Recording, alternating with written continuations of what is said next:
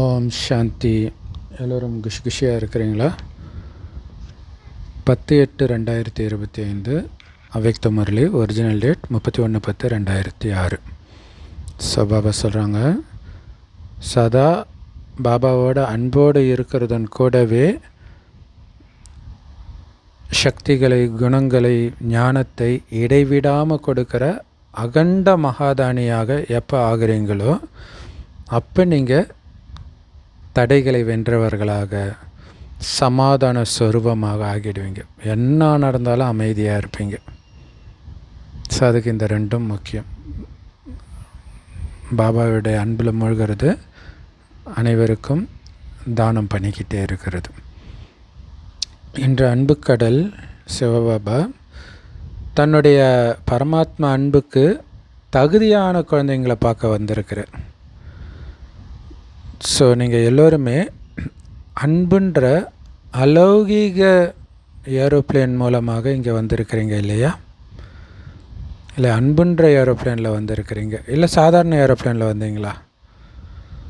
அன்புன்ற ஏரோப்ளேனில் தானே வந்திருக்கிறீங்க. ஸோ எல்லாருடைய உள்ளத்துலேயும் அன்பின் அலை அடிச்சுக்கிட்டே இருக்குது.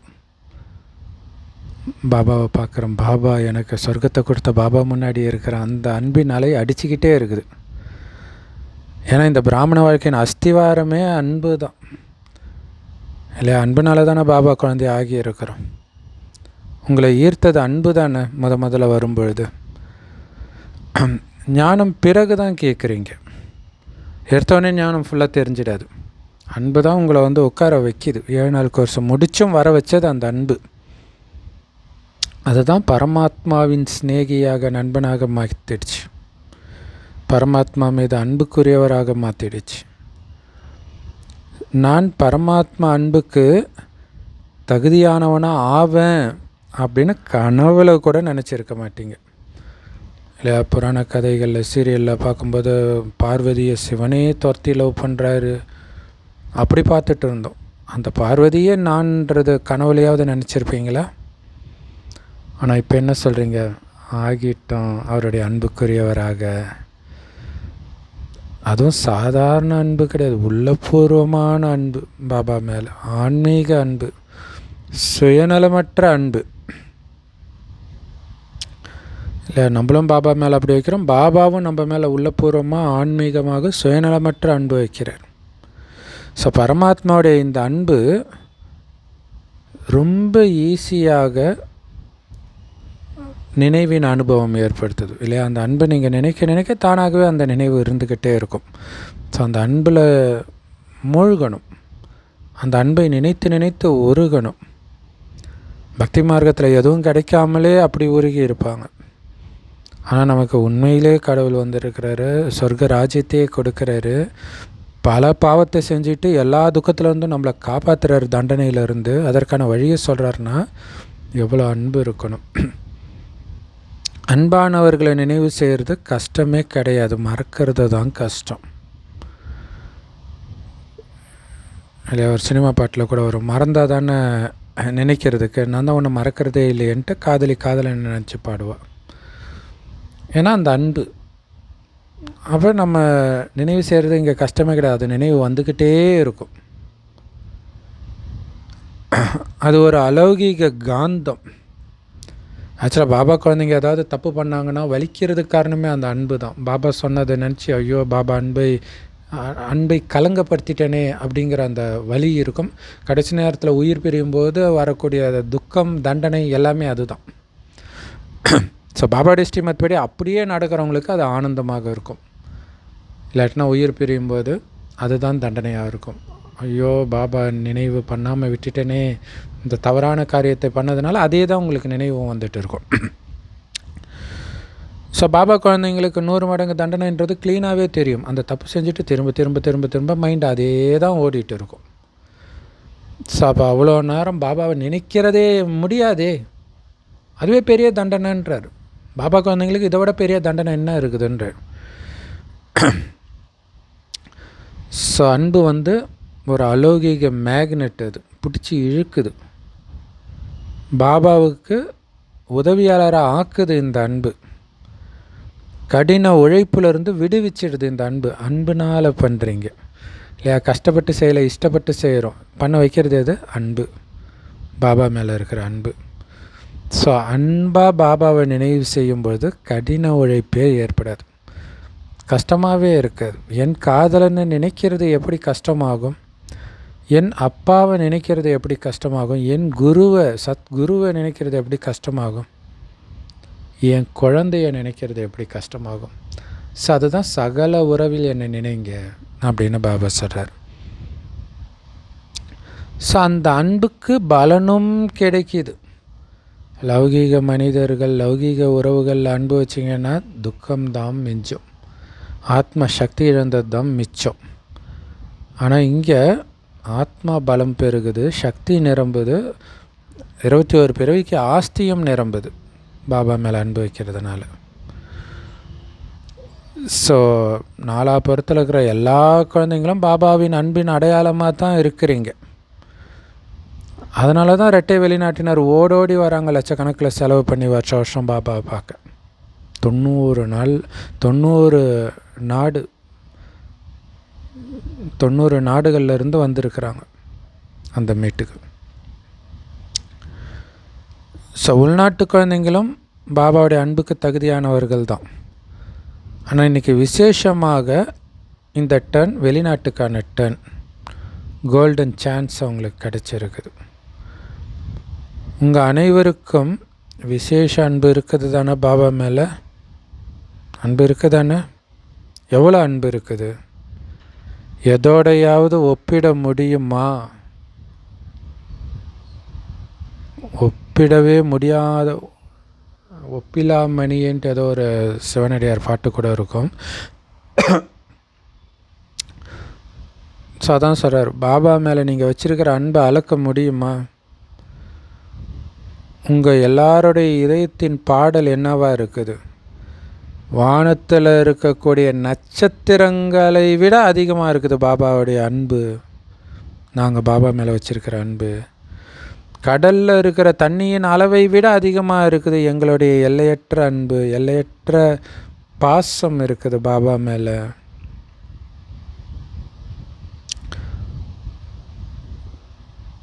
ஸோ பாப்தாதாவுடைய அன்பான குழந்தைங்களை சந்திக்கிறதுக்காக பாப்தாதாவும் வந்துட்டார்.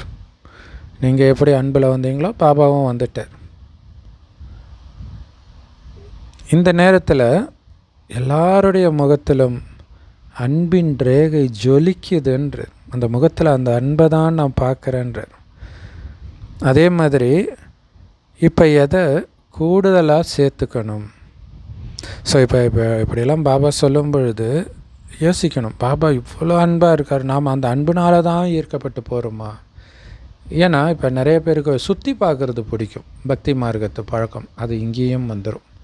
ஏன்னா போகும்போது மதுபனுக்கு மட்டும் போகிறது இல்லை இல்லையா? சில இடங்களை சுற்றி காட்டி தான் இட்டு போகிறாங்க, அங்கே போயும் சுற்றி காட்டுறாங்க. அதுக்காக போகிறீங்களா இல்லை பாபா அன்புனால் போகிறீங்களா? அதையும் யோசிக்கணும். அல்லது சும்மா அந்த கும்பலாக இருந்தால் ஒரு ஜாலியாக இருக்குமே, அதுக்காக போகிறீங்களா? எல்லா இப்போ சரண்டர் பிரதர்ஸ் சிஸ்டர்ஸ்க்கெலாம் அங்கேயே இருந்து ஒரு மாதிரி ஒரு ஸ்ட்ரெஸ்ஸாக இருக்குது, மதுபனுக்கு போகிறது ஒரு ஸ்ட்ரெஸ் பஸ்டர்னுவாங்க. அது பாபாவை பார்க்குறதுனாலையா இல்லை மற்ற எல்லோரையும் பார்க்குற அந்த சந்தோஷத்துலையா? அதையும் யோசிக்கணும். ஏன்னா நமக்கு ஆனந்தம் பாபாவை சந்திக்கிறதுல மட்டும்தான் வரணும்.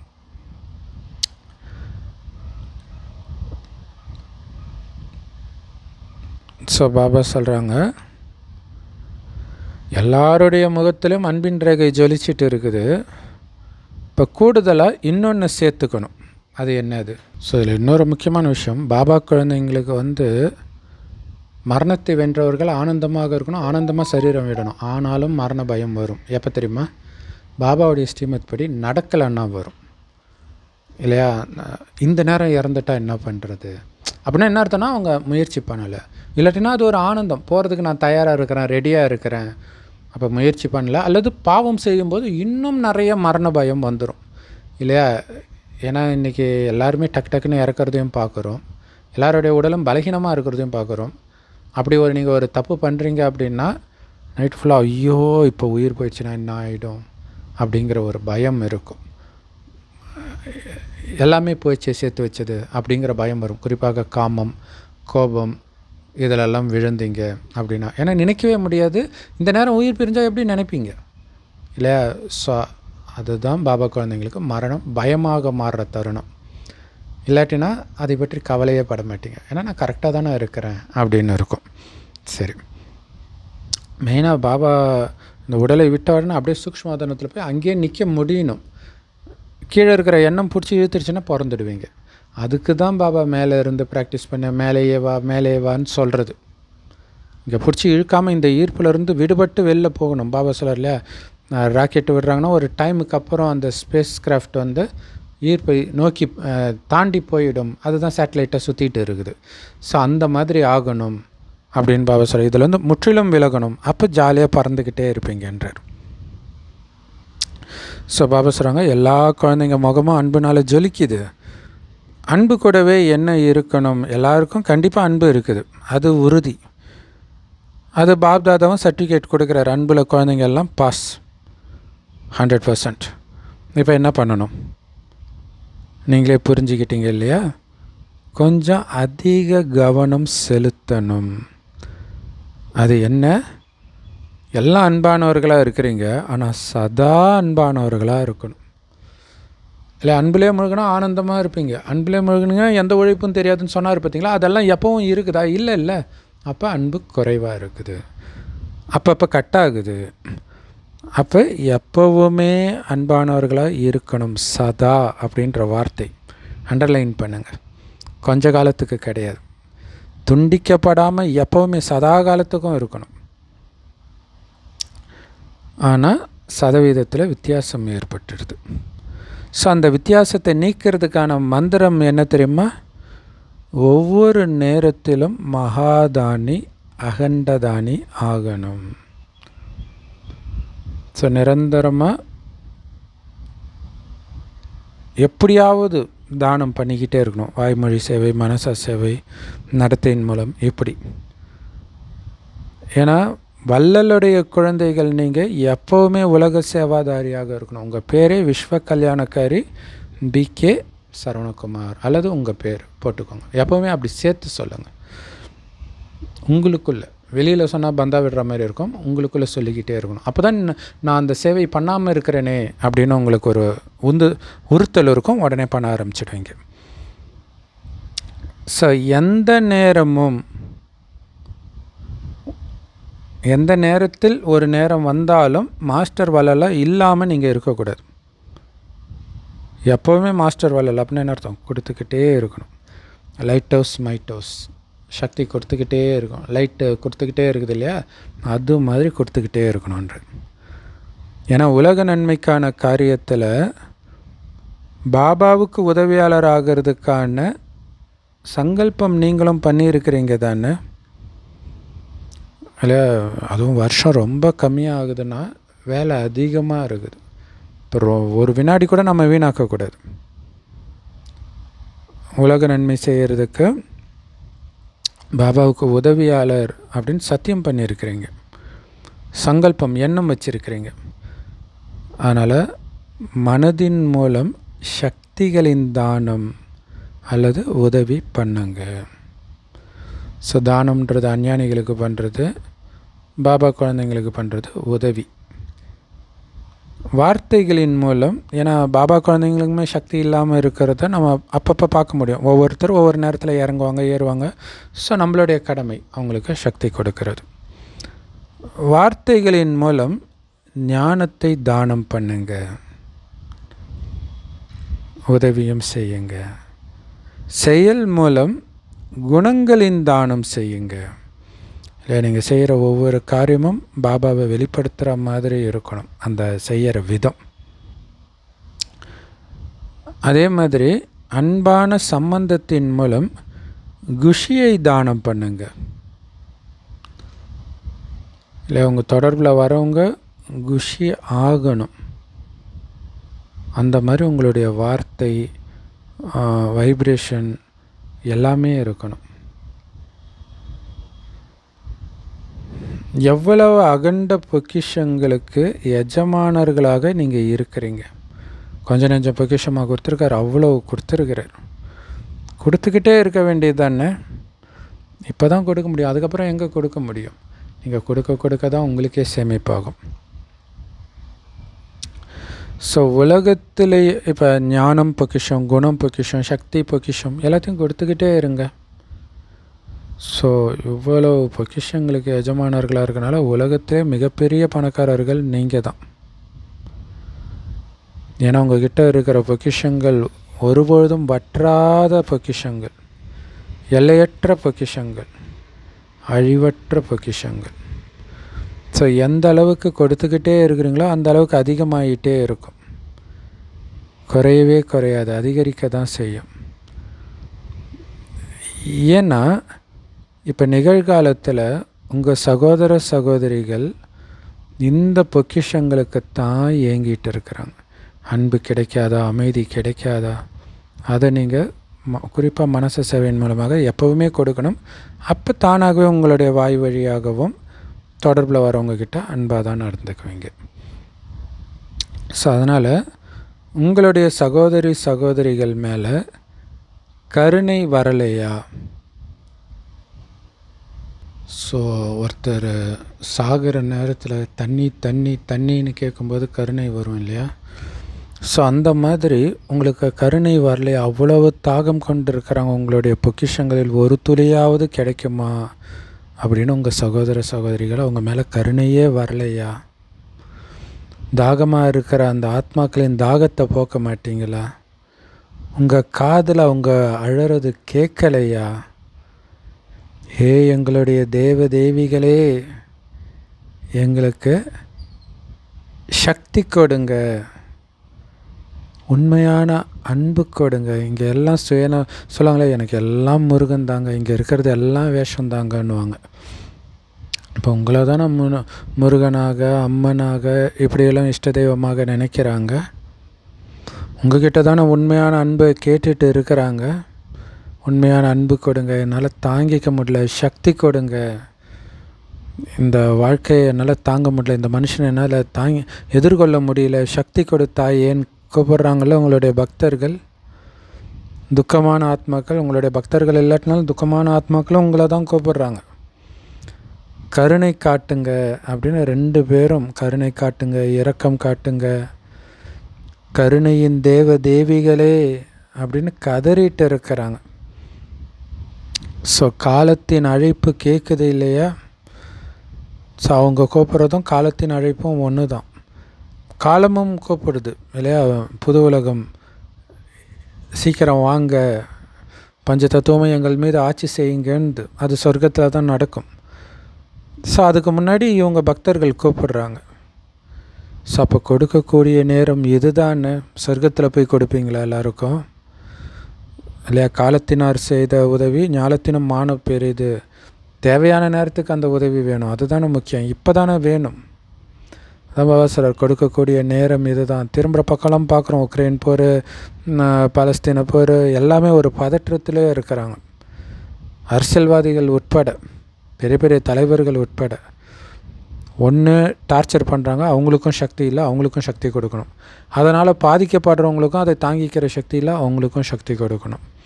கொடுக்க வேண்டிய நேரம் இது தான். உலகம் மோசமாக இருக்குதுன்னு புலம்புற நேரம் கிடையாது. ஏன்னா இந்த உலகத்துக்கும் அவங்களுக்கும் சம்மந்தம் கிடையாது. நம்மளை பொறுத்த வரைக்கும் உலகம் அழிஞ்சிடுச்சு.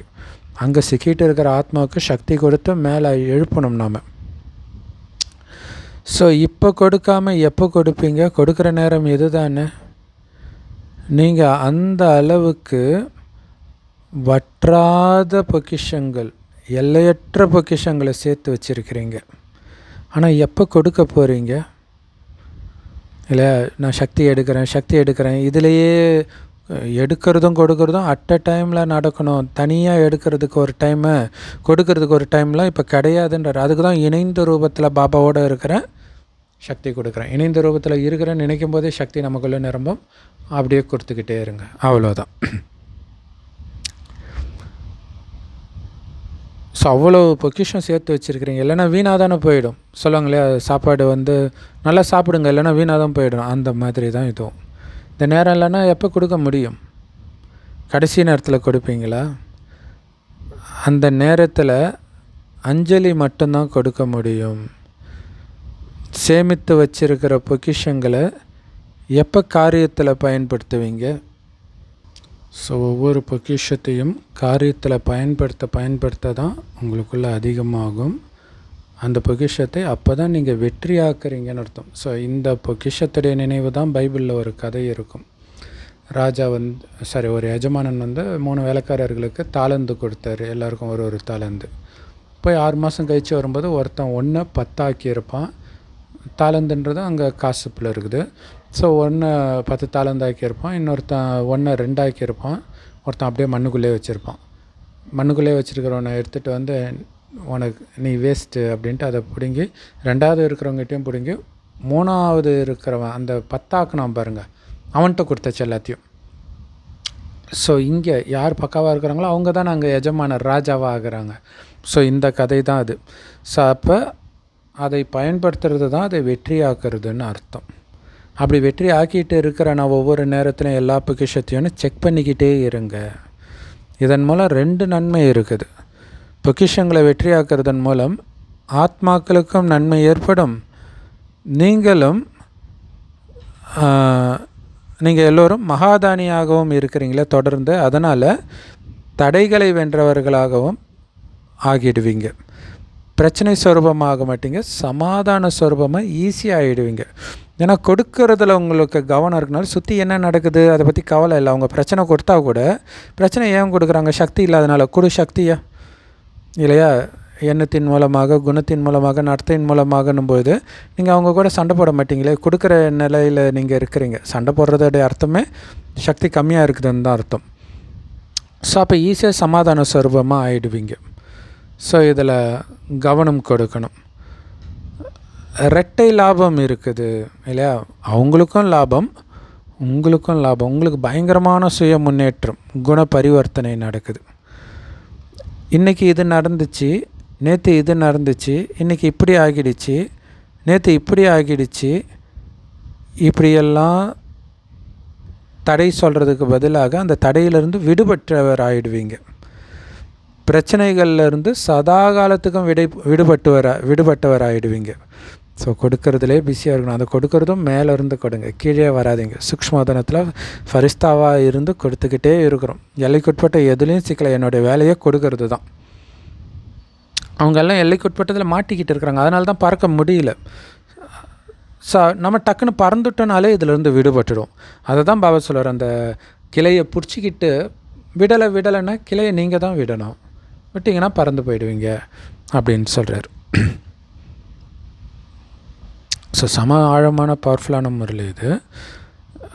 யார் பிரச்சனைக்கு நேரத்தை கொடுத்துட்டு இருக்கிறாங்களோ, அதுக்கு உழைப்பு பண்ணிகிட்டு இருக்கிறாங்களோ, அவங்க ஏமாந்து போயிடுவாங்க. சில நேரம் உற்சாகத்தோடு இருப்பாங்க, சில நேரம் ஏமாந்து போயிடுவாங்க, சோர்ந்து போயிடுவாங்க. பிரச்சனையில் கவனம் கொடுக்குறவங்க. ஸோ அதனால் இதிலேருந்து நீங்கள் தப்பிக்கணும். ஏன்னா குழந்தைங்க கஷ்டப்படுறது பாப்தாதாவுக்கு பிடிக்கல. பாபாவால் பார்க்கவே முடியலன்றார் குழந்தைங்க கஷ்டப்பட்டு உழைக்கிறது. அதனால் கடின உழைப்பிலிருந்து விடுபடுங்க. முயற்சி பண்ணணும். ஆனால் என்ன முயற்சி பண்ணணும்? சின்ன சின்ன பிரச்சனைக்கு முயற்சி பண்ணிகிட்டு இருக்கக்கூடாது. அகண்ட மகாதானி ஆகிறதுக்கு, அகண்ட சகயோகி ஆகிறதுக்கு முயற்சி பண்ணுங்கள். இல்லை பிரச்சனையிலேருந்து வர முடியல, அந்த பிரச்சனைக்கு டைம் கொடுக்காதீங்க, அதை விட்டுருங்க. அது தானே சரியாக போய்டும், அவ்வளோதான். இப்போ உடம்புல காயம் வந்துச்சுன்னா அதை பற்றி கவலையே படுறது இல்லை, அது தானாகவே தானே சரியாகுது இல்லையா? ரொம்ப பெருசாக இருந்தால் தான் பார்க்குறோம். அந்த மாதிரி தான் சின்ன சின்ன விஷயத்தை எதுக்கு பார்க்கணும்? ஆனால் இங்கே வெளி உலக பிரச்சனையை பொறுத்த வரைக்கும் பெருசாகவே இருந்தாலுமே பார்க்கலனாலே பிரச்சனை கிடையாது அப்படின்னு பாபா சொல்கிறார். ஸோ அதை பற்றி அதுக்கு நேரம் கொடுத்து அதை சிந்தனை பண்ணும்போது தான் நம்ம மைண்டு கரப்ட் ஆகிடுது, மனசு பாரமாகிடுது. பாபா நினைவு வரல இல்லையா? அதை அப்படியே விட்டுருங்க. டக்குன்னு நீங்கள் உலகத்துக்கு சக்தி கொடுக்கறதுல கவனம் கொடுங்க. முடிஞ்சு போச்சு. ஸோ பிராமணர்களுக்கு சகயோகி ஆகுங்கள் இல்லையா? பாபா குழந்தைங்களுக்கு நம்ம பண்ணுறது சகயோகம். அவங்களால கோல் இருக்குது, பிடிச்சிட்டு நிற்க முடியல, ஆனால் அவங்கக்கிட்ட கோல் இருக்குது, அதுக்கு ஹெல்ப் பண்ணுறோம், அது சகயோகம். மற்றவங்கக்கிட்ட கோலே இல்லை, ஊன்றுகோல், அதை நம்ம கொடுக்குறோம், அது தானம். ஸோ துக்கமான ஆத்மாக்களுக்கு, தாகமான ஆத்மாக்களுக்கு தானம் கொடுங்க, மகாதானி ஆகுங்க. இப்போ இந்த முயற்சி ரொம்ப ரொம்ப முக்கியமானது. இந்த முயற்சி பிடிச்சிருக்குது தானே? இப்போ கொஞ்சம் மாற்றம் செய்யணும். ஏன்னா சுய புருஷார்த்தம் பல காலமாக பண்ணிட்டீங்க. ஸோ அதனால் இப்போ மாற்றம் என்ன? மகாதானி, மற்றவர்களுக்கு கொடுக்கறதுல பிஸியாக இருக்கணுன்ற. ஸோ பாண்டவர்களுக்கு பிடிச்சிருக்கா? நாளையிலேருந்தே பண்ணுவீங்களா? என்ன பண்ணுவீங்க? ஸோ நாளைக்கு வரைக்கும் வெயிட் பண்ணுவீங்களா அல்லது இப்போத்துலேருந்தே பண்ண ஆரம்பிச்சிடுவீங்களா? இப்பொழுதுலேருந்தே இல்லை, இப்பொழுதுலேருந்தே சங்கல்பம் வைங்க. என்னுடைய நேரம் சங்கல்பம் உலக சேவைக்காகத்தான் இருக்கும், எல்லைக்குட்பட்ட விஷயத்துக்காக இருக்காது. ஸோ இதில் சுயநன்மை தானாகவே ஏற்பட்டுடும் இல்லையா? மற்றவர்களுக்கு கொடுக்கும்போது தானாகவே உங்களுக்குள்ளே நிரம்ப ஆரம்பிச்சிடும், பொக்கிஷங்கள் பலமாகவும் ஆக ஆரம்பிச்சிடும். ஸோ அதனால் இருக்கிறது கிடையாது, பொக்கிஷம் அதிகரிக்கும் இல்லையா? அந்த பொக்கிஷம் அப்படியே இருக்கிறது இல்லை, அதிகரிக்கும் மற்றவங்களுக்கு பயன்படுத்தும் போது. ஏன்? ஒருத்தருடைய விருப்பத்தை நீங்கள் நிறைவேற்றும் பொழுது, துக்கத்துக்கு பதிலாக சுகத்தை கொடுக்கும் பொழுது, பலமற்ற ஆத்மாக்களுக்கு சக்தி கொடுக்கும் பொழுது, குணத்தை கொடுக்கும் பொழுது, அவங்க எவ்வளவு ஆசீர்வாதம் கொடுப்பாங்க இல்லையா? ஒருத்தருடைய ஆசையை நீங்கள் நிறைவேற்றுறீங்க அப்படின்னா ஆசீர்வாதம் கிடைக்கும். எல்லாரும் துக்கத்தை கொடுக்கும்போது நீங்கள் சுகத்தை கொடுக்குறீங்கன்னா ஆசீர்வாதம் கிடைக்காது. ஒருத்தரை எல்லாரும் மட்டம் தட்டியே பேசும்போது நீங்கள் அவங்கள புகழ்ந்து பேசுங்கன்னா சாகிற வரைக்கும் அதை மறக்க மாட்டாங்க. அவங்க வாழ்க்கையை கூட மாறிடும் உங்களுடைய அந்த நம்பிக்கை கொடுக்குற வார்த்தையினால். அதேமாதிரி பலமற்ற ஆத்மாக்களுக்கு சக்தியை கொடுக்குறீங்க. எப்படி தான் எனக்கு சக்தி வந்துச்சுன்னு தெரில, அந்த கோயிலுக்கு போயிட்டு வந்ததுலேருந்து என் மனமே மாறிடுச்சு அப்படி இப்படின்னுவாங்க. ஸோ அதுக்கு உங்களுடைய சங்கல்பம் முக்கியமான காரணமாக இருக்கும். அதேமாரி குணம், ஒரு கெட்ட குணத்திலே இருந்தவங்களுக்கு நல்ல குணத்தை உங்கள் குணத்தின் மூலமாக கொடுக்கும்போது, அதாவது நீங்கள் அந்த தெய்வீக குணத்தை வெளிப்படுத்துகிறத பார்த்து அவங்க கிரகிப்பாங்க. ஸோ அப்போ உங்களை பார்த்து அவங்க மாறினதுனால உங்களுக்கு அவ்வளவு ஆசீர்வாதம் கொடுப்பாங்க. எல்லார்கிட்ட இருந்தும் ஆசீர்வாதம் வாங்குறீங்க இல்லையா? அதுதான் முன்னேறுவதற்கான எளிய சாதனம். அதுதான் அதிகரிக்குது. எல்லா பொக்கிஷத்தையும் அதிகரிக்க வைக்கிறது எது? எல்லார்கிட்ட இருந்தும் நீங்கள் அடையிற ஆசீர்வாதம். நீங்கள் வெளியில் போய் பாபா ஞானத்தை சொற்பொழிவு பண்ணலைன்னா கூட பரவாயில்ல. போன வாரமே இது சொன்னார் இல்லையா? ஆசீர்வாதத்தை பற்றி இதே சொன்னார். அதேமாதிரி நிறைய ப்ரோக்ராம்ஸ் பண்ண முடியல சேவைக்குன்னா கூட பரவாயில்ல. ஆனால் செய்ய முடிஞ்சால் கண்டிப்பாக பண்ணுங்கள். அதனால் பாபா சொல்லிட்டாரு பண்ணாமல் இருக்கணும் அப்படி புரிஞ்சிக்கக்கூடாது. உங்களால் முடியவே இல்லை அப்படின்னும்போது பாபா சொல்கிறார் பரவாயில்ல, பொக்கிஷங்களை வெற்றியாக்குங்க, மற்றவங்களுக்கு கொடுத்துக்கிட்டே இருங்க. இல்லை மேடையேறி பேச தேவையில்லை. ஆக்சுவலாக ஒரு பெரிய அதிசயம் என்னென்னா, நல்லா பேசக்கூடியவர்கள் 7 நாள் அந்த படவிளக்கம் கொடுப்பாங்க இல்லையா கோயிலில், அந்த மாதிரி இதில் யாருக்கு பேசவே வரலன்னு நீங்கள் நினைக்கிறீங்களோ அவங்க சொல்லி தான் அவங்க மாறுவாங்களே புதுசாக வரவங்க. ஆச்சரியமாக இருக்கும் எப்படி இதுன்ட்டு. அது பாபா மேஜிக் பண்ணுவார். ஸோ அது நல்லா பேச தெரியும்னு நினைக்கிறவங்களுடைய அகங்காரத்தையும் உடைக்கிறார். ஸோ அதனால் மேடையில் ஏறி பேச வராதுன்னுவாங்க. அதுக்காக அவங்களுக்கு ஞானமே கொடுக்க வராதுன்னு அர்த்தம் இல்லை, அது கொடுக்கணும். ஸோ அதை கொடுங்க அப்படிங்கிறார். அடுத்தது தெய்வீக குணத்தினால் வெளிப்படுத்துங்க, சக்தியை கொடுங்க, மனதால் சுப பாவனை வச்சுக்கிட்டே இருங்க. ஸோ அப்போ என்னாகும்? பொக்கிஷங்கள் வெற்றி ஆக்குறீங்கன்னு அர்த்தம் இல்லை? உங்களுக்கு தெரியுது உங்களை மாதிரி பொறுமைசாலி யாருமே கிடையாதுன்னு. அதை காரியத்தில் பயன்படுத்துங்க, பொறுமையாக இருந்து காட்டுங்க. ஒவ்வொரு தருணத்திலையும் நான் அன்பானவன் இருக்கிறீங்களா அதை வெளிப்படுத்துங்க. அது உங்கள் வார்த்தையில் வரணும். அதுதான் முக்கியமான விஷயம். நான் அன்பானவன் எனக்குள்ளே சொல்லிக்கிறது இல்லை, உங்கள் வார்த்தையில் அது தெரியணும், அதை அவங்க ஃபீல் பண்ணணும். ஸோ அப்படி வெற்றி ஆக்குங்கள் அந்த பொக்கிஷங்களை. ஸோ ஏற்கனவே பாபா சொல்லியிருக்கிறாரு, மனசில் சக்திகளை தானம் கொடுத்துக்கிட்டே இருங்க, மனச சேவை பண்ணிக்கிட்டே இருங்க. போன வாரமே இது சொன்னது தான் இல்லையா? வார்த்தையில் ஞான பொக்கிஷங்களை கொடுத்துக்கிட்டே இருங்க, செயலில் குணங்களின் பொக்கிஷங்களை கொடுத்துக்கிட்டே இருங்க. குணங்கள் வெளிப்படுற மாதிரி செயலை செய்யுங்க. புத்தியில் நேரத்தின் பொக்கிஷம், சம்பந்தம் தொடர்பில் குஷியின் பொக்கிஷம் வெற்றியாக்குங்கள். இல்லை, புத்தி வீண் விஷயத்தை யோசிக்கக்கூடாது. ஆக்சுவலாக வீண் விஷயத்தை பார்க்கலை, கேட்கலை, யோசிக்கலைன்றதே ஒரு மிகப்பெரிய சேவை தான். ஏன்னா அப்போ தானாகவே சுத்தமான விஷயங்கள் தான் உங்கள் மைண்டில் ஓடிட்டு இருக்கும். அது வைப்ரேஷனை பரப்பும்.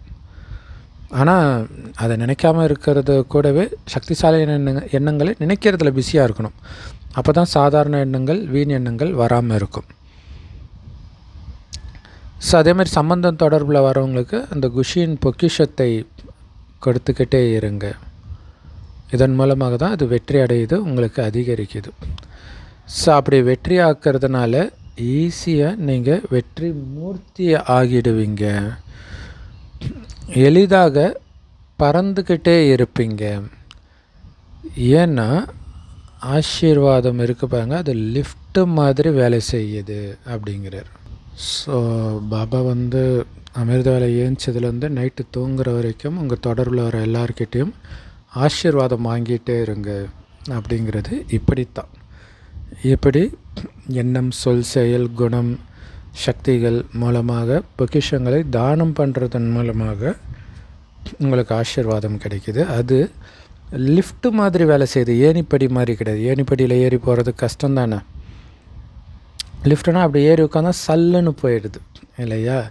ஸோ மற்றவர்களையும் அந்த மாதிரி நீங்கள் ஈஸியாக பறக்க வைக்கிறீங்க. எல்லாத்துக்கும் முன்னாடி நீங்கள் முன்னாடி பறந்து போயிட்டு இருக்கிறீங்க இல்லையா? ஒரு பறவை முன்னாடி ஒரு பறவை போகும், பின்னாடியே கூட்டமாக பறந்து போகும்.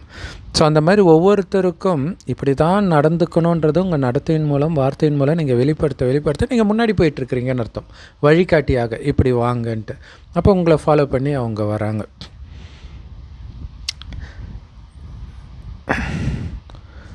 பிரச்சனை வந்தது, அழிச்சிங்க. சில நேரம் 2 நாள் ஆச்சு, சில நேரம் 2 மணி நேரம் ஆச்சு. இதெல்லாம் ஏணிப்படியில் ஏறுறது இல்லையா? அந்த பிரச்சனையை அழிக்கிறதுக்கு சில சமயம் 2 நாள் ஆகுது, சில சமயம் 2 மணி நேரம் ஆகுது உங்கள் மனம் மறுபடியும் அமைதிக்கு வர்றதுக்கு. அது ஏணிப்படியில் ஏறுறதுன்றார். ஸோ லிஃப்ட்டில் பறக்கணும், அந்த பிரச்சனைக்கே நேரத்தை கொடுக்கக்கூடாது, அதான் பறக்கிறது. ஸோ அப்படி வெற்றி ஆக்குங்கள், வெற்றி மூர்த்தி ஆகுங்கள். அதனால் ஆசீர்வாதங்கள்ன்ற லிஃப்ட்டு மூலம் அப்போ நான் கொடுக்கறதுக்கு இருக்கிறேன்றதை புரிஞ்சுக்கணும். ஒருத்தவங்க உங்களுக்கு பிரச்சனை பண்ணுறாங்கன்னா அவங்களுக்கு அமைதி சக்தி இல்லை, அதை கேட்குறாங்கன்னு புரிஞ்சுக்கிட்டு அமைதி சக்தியை அட் எ டைமில் மனசுலேயும் கொடுக்கணும், உங்கள் வார்த்தையிலையும் அது தெரியணும், உங்கள் பார்வையிலையும் தெரியணும். அதன் சொரூபமாகவே நீங்கள் இருக்கணும். ஸோ அதுதான் பறக்கிறது. உங்களுக்கு நேரமும் வேஸ்ட் ஆகாது, உங்களை இன்னும் அது முன்னேற்ற தான் செய்யுது.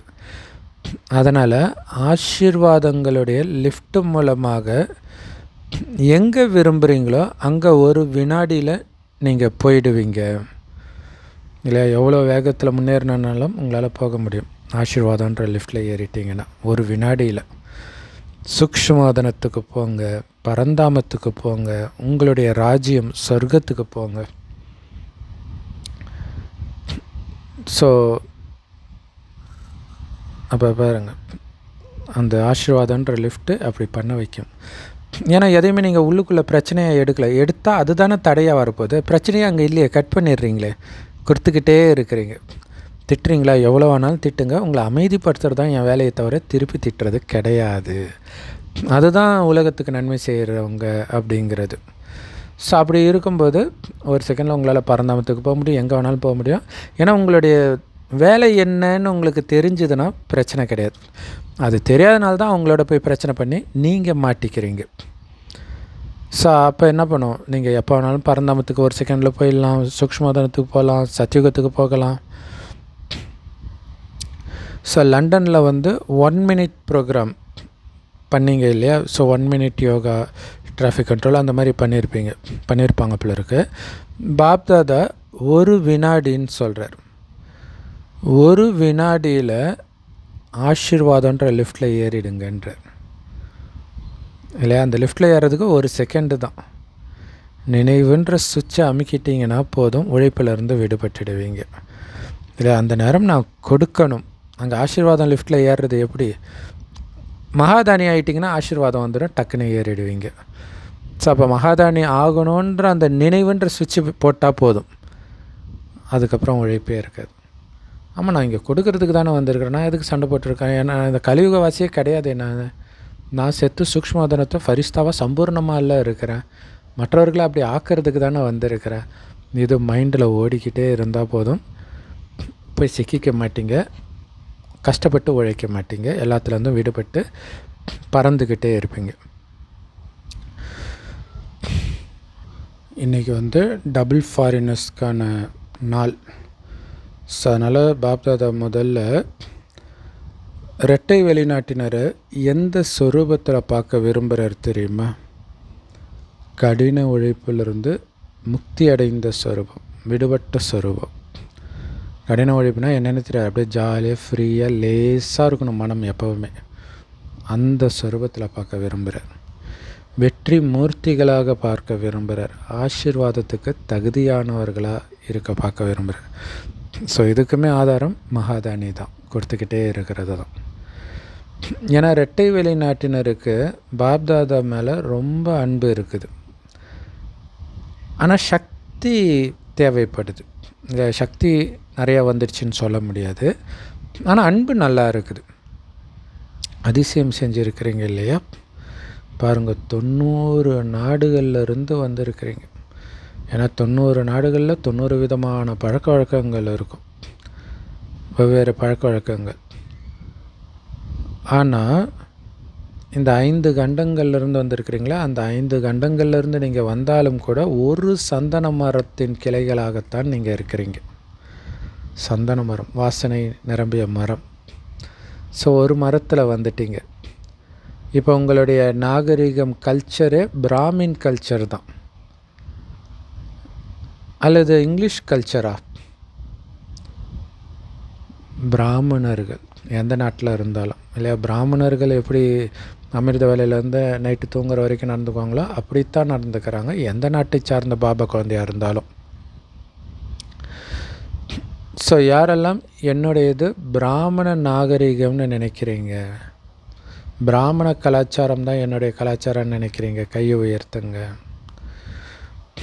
ஸோ பிராமண கலாச்சாரத்தை தவிர வேறு எதையும் சேர்க்கக்கூடாது இல்லை. எல்லாருக்கும் ஒரே கலாச்சாரம் தான் பாபா குழந்தைங்களுக்கு. ஏன்னா எல்லோரும் ஒரே மரம், அதுவும் சந்தன மரம். சூப்பராக சொல்கிறாரு இல்லையா, சந்தன மரம் நீங்கள். ஸோ அதுக்காக பாபா வாழ்த்து தெரிவிக்கிறாரு. எவ்வளோ நல்லா இருக்குது. யாருக்கிட்ட வேணாலும் கேளுங்க, அமெரிக்காவில் இருக்கிறவங்க கிட்ட கேளுங்க, ஐரோப்பாவில் இருக்கிறவங்க கிட்ட கேளுங்க, நீங்கள் யாருன்னு என்ன சொல்லுவாங்க? பிராமணர் தான் சொல்லுவாங்க. நான் அமெரிக்கன், யூரோப்பியன் அப்படி சொல்ல மாட்டாங்க. எல்லோரும் நான் பிராமணன்னு சொல்லுவாங்க. ஒரே வழிப்படி நடப்பவர்களாக ஆகிட்டீங்க, ஒரே சொரூபமுடையவர்களாக ஆகிட்டீங்க. ஸோ ஸ்தூலமாக பார்த்திங்கன்னா முஸ்லீம்கள் அந்த மாதிரி எங்கே இருந்தாலும் ஒரே மாதிரி அந்த புர்கா அணியிறது இதெல்லாம் பண்ணுறாங்க ஸ்தூலமாக. ஆனால் இங்கே சூக்ஷ்மமாகவே நம்ம ஒரே விஷயத்தை பண்ணிகிட்டு இருக்கிறோம். ஒரே மாதிரி வாழ்க்கை முறை, ஆத்மாவாக பார்க்குறது, சகோதரனாக பார்க்குறது, நம்ம சூக்ஷ்மமாக பண்ணுறத அவங்க ஸ்தூலமாக பண்ணுறாங்க எந்த நாட்டில் இருந்தாலும். ஸோ நாம் எல்லோரும் ஒரே வழிப்படி நடக்கக்கூடியவர்களாக ஆகியிருக்கிறோம், ஒரே சொரூபமுடையவர்களாக ஆகியிருக்கிறோம் இல்லையா? எல்லாம் ஆத்மஸ்வரூபத்தில் தான் இருக்கிறோம். ஸோ நீங்கள் எல்லோரும் பிராமணர்கள். நீங்கள் ஃபாலோ பண்ணுறது எல்லாமே ஒரே ஒரு வழி தான், ஸ்ரீமத்து தான். இதில் எவ்வளோ போதை வருது. அமெரிக்காவில் இருக்கிறவங்களும் இதே பிராமண வாழ்க்கையை வாழறாங்க, ஆஃப்ரிக்காவில் இருக்கிறவங்களும் இதே ரஷ்யாவில் இருக்கிறவங்களும் இதே பிராமண வாழ்க்கை வாழறாங்கன்றது, சவுதி அரேபியாவில் இருக்கிறவங்களும் இதே பிராமண வாழ்க்கை வாழறாங்கன்றது எவ்வளோ போதை கொடுக்குது. அல்லது கஷ்டமாக இருக்குதா? கஷ்டம் இல்லை தானே? ஏன்னா அதுதான் செம போதை இல்லையா? இப்போ முஸ்லீம் குடும்பத்தில் பிறக்கிறாங்க, அவங்க வீட்டில் பிரியாணி எல்லாம் சாப்பிடுவாங்க, ஆனால் அந்த குடும்பத்தில் இருக்கிற ஒரு பாபா குழந்தை அதிலிருந்து விலகி இருக்குது. நினைக்கும் போது எவ்வளோ போதையாக இருக்குது. ஸோ கஷ்டம் இல்லை தானே அப்படின்போது இல்லை பாபான்னு தலையசைக்கிறாங்க. நல்லது. சேவையில் என்ன புதுமையை பாப்தாதா பார்க்க விரும்புகிறார்? என்ன சேவை செய்கிறீங்களோ அதை நல்லாவே பண்ணுறீங்க, அதுக்கு வாழ்த்துக்கள். ஆனால் கூடவே என்ன சேர்த்துக்கணும் தெரியுமா? உங்கள் மனசில் கூட ஏதோ ஒரு புதுமை செய்யணும், புதுமையாக சேவை பண்ணணுன்னு இருக்குது தானே. அதனால் பாப்தாதா பார்க்குறாரு, என்னெல்லாம் நிகழ்ச்சி பண்ணுறீங்களோ அதுக்கு நேரம் கொடுத்தீங்க, அன்பாக அந்த நிகழ்ச்சியை பண்ணிங்க, அதிகமாக அன்பாக உழைக்கவும் செஞ்சீங்க அந்த சேவைக்காக. ஸ்தூல செல்வத்தை கூட அந்த சேவைக்காக பயன்படுத்தினீங்க. ஸோ அது பல கோடி மடங்கு பரமாத்மா வங்கியில், பரமாத்மா பேங்க்கில் உங்கள் கணக்கில் சேமிப்பாயிடுச்சு, உங்கள் அக்கௌண்ட்டில். ஸோ அதனால் அந்த உழைப்பு காசெல்லாம் ஈடுபடுத்தலை, சேமிச்சு இருக்கிறீங்கன்னு புரிஞ்சுக்கோங்க.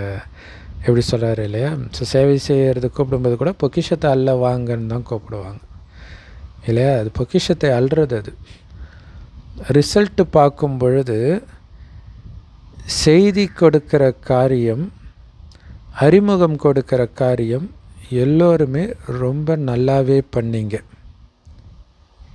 இப்போ டெல்லியில் சேவை நடந்துகிட்டு இருக்குது. அதேமாரி வெளிநாட்டில் டபுள் ஃபாரினர்ஸ் நேரத்தின் அழைப்பு, காலத்தின், அதாவது கால் ஆஃப் டைம் அப்படின்ற ஒரு நிகழ்ச்சியும், அப்புறம் மன அமைதி, பீஸ் ஆஃப் மைண்டுக்காக ஒரு நிகழ்ச்சியும் பண்ணாங்க. எல்லா நிகழ்ச்சியுமே பாபாவுக்கு ரொம்ப ரொம்ப பிடிச்சிருக்குது. மேலும் என்ன காரியமெல்லாம் செய்ய முடியுமோ அதெல்லாம் செஞ்சுக்கிட்டே இருங்க. அதான் முக்கியமான விஷயம். இல்லை, உங்களால் முடிந்த அனைத்தையும் பண்ணுங்கன்னு தான் சொல்கிறார். பண்ணவே முடியாத விஷயம் பண்ணலன்னா பரவாயில்லன்றாரே தவிர, பண்ண முடிஞ்சதை பண்ணாதீங்கன்னு தப்பாக புரிஞ்சிக்கக்கூடாது. ஸோ ஏன்னா நீங்கள் எந்த காரியம் செய்தாலும் செய்தி கிடைக்கிது, அன்பும் கிடைக்கிது, சகயோகமும் கிடைக்கிது.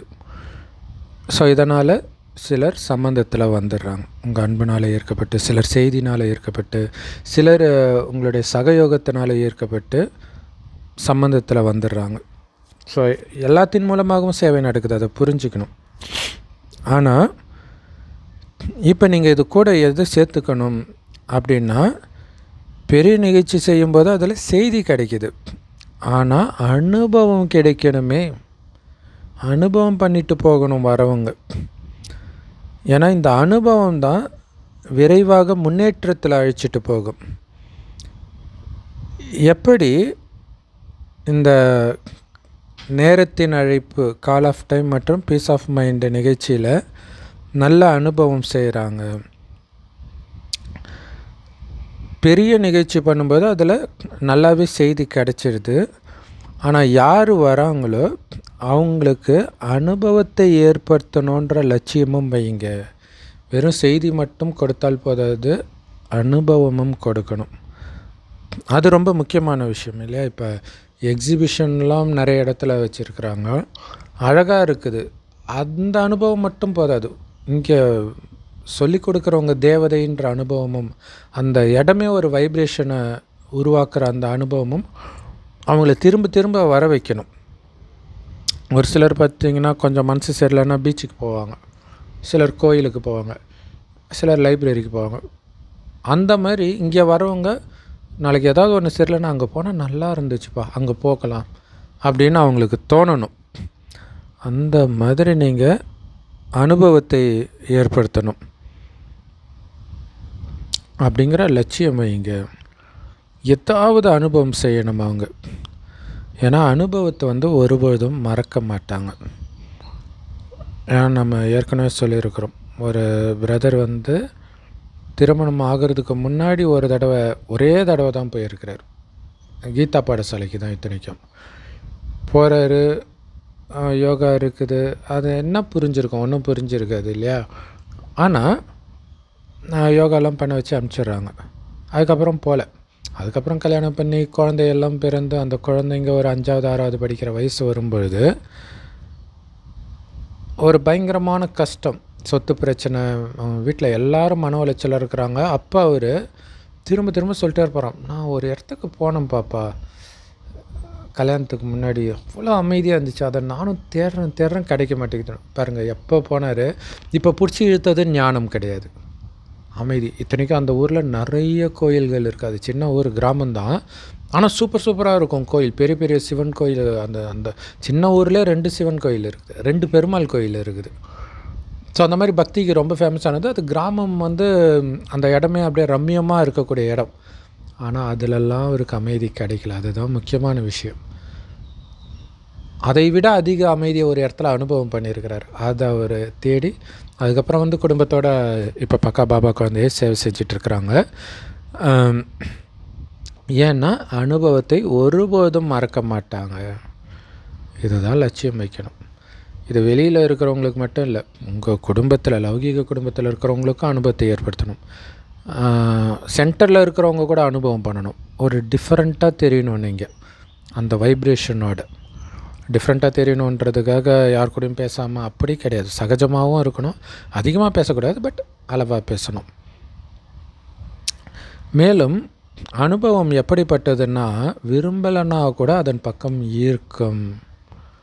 இல்லை, எனக்கு பீச்சுக்கு போகிறதெல்லாம் பிடிக்காதுப்பா அப்படின்னு சொல்கிற ஒருத்தரை பீச்சுக்கு அழைச்சிட்டு போனாலும் அங்கே போய் அங்கே என்ஜாய் தான் பண்ணுவார். இல்லை, அது பிடிச்சி இழுக்க தான் செய்யும். ஸோ அதனால தான் பாபா கேட்குறாரு, நீங்கள்